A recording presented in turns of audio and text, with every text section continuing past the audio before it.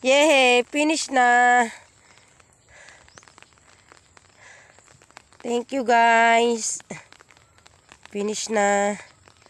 Last but not the least.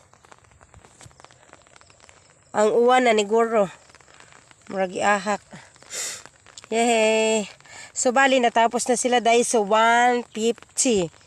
Doon ay dili lang tanan ang 150. Andito ba ya sa rekordo dahil hindi nalagyan. Kaya wala, syempre may lubig. Una magididiri sa kapatagan antes ang sarikudo. Sabi ni kuya, ang sarikudo daw, kailangan din daw doon ng mga 100 pieces.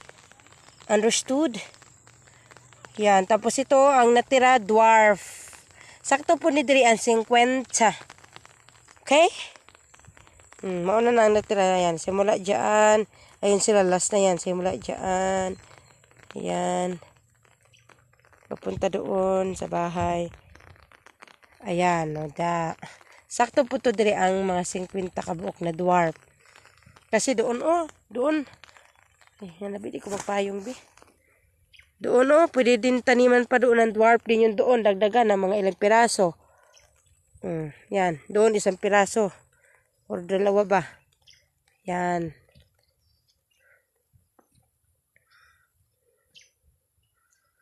Magtanim ay di biro, maghapong nakayuko, di naman nakatayo, di naman nakaupo.